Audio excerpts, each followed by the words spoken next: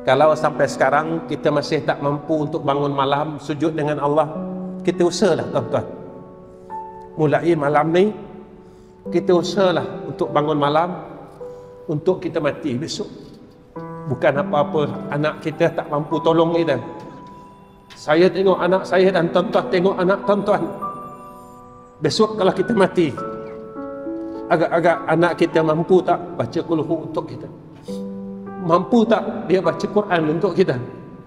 Mampu tak dia bacakan, dia bersedekah atas nama kita? Ataupun dia tinggalkan kita dan dia buangkan kita di dalam liang lahat, dan dia tidak pedulikan kita sampai bila-bila?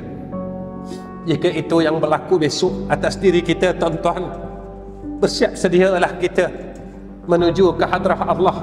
Dan jangan kita sia-siakan umur yang Allah bagi kepada kita sehingga hari ini. Kalau sampai sekarang kita masih tak mampu untuk bangun malam sujud dengan Allah, kita usahalah tuan-tuan. Mulai malam ni kita usahalah untuk bangun malam untuk kita mati besok. Bukan apa-apa anak kita tak mampu tolong kita. Saya tengok anak saya dan tuan-tuan tengok anak tuan-tuan. Besok kalau kita mati, agak-agak anak kita mampu tak baca qul-hu untuk kita? Mampu tak dia baca Quran untuk kita? Mampu tak dia bacakan, dia bersedekah atas nama kita? Ataupun dia tinggalkan kita dan dia buangkan kita di dalam liang lahat, dan dia tidak pedulikan kita sampai bila-bila? Jika itu yang berlaku besok atas diri kita tuan-tuan, bersiap sedialah kita menuju ke hadrah Allah.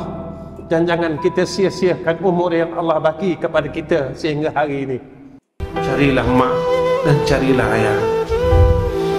Berbaktilah kepada mereka walaupun kita kena habiskan harta kita untuk mereka. Tuan-tuan, kita berkira nak habiskan harta kita untuk mak dan ayah kita. Mereka pernah berkira habiskan harta mereka untuk kita sehingga kita boleh jadi apa yang kita ada sekarang. Mereka pernah berhutang untuk kita. Mereka pernah tak tidur untuk kita. Kita kata kita hebat, kita orang alim, hafal Quran, kita orang bijak, kita banyak ilmu, tetapi kita gagal dengan mak dan ayah kita. Kita gagal dengan adik-beradik kita. Dan perkara ini yang ditekankan oleh Sayyidina Rasulullah Muhammad sallallahu alaihi wasallam.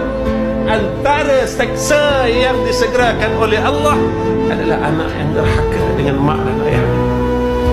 Ingat tuan-tuan,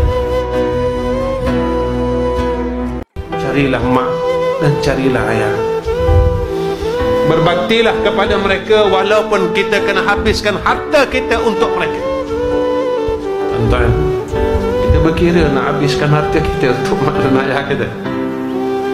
Mereka pernah berkira habiskan harta mereka untuk kita sehingga kita boleh jadi apa yang kita ada sekarang. Mereka pernah berhutang untuk kita.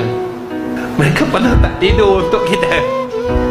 Kita kata kita hebat, kita orang alim, hafal Quran, kita orang bijak, kita banyak ilmu, tetapi kita gagal dengan mak dan ayah kita. Kita gagal dengan adik-beradik kita. Dan perkara ini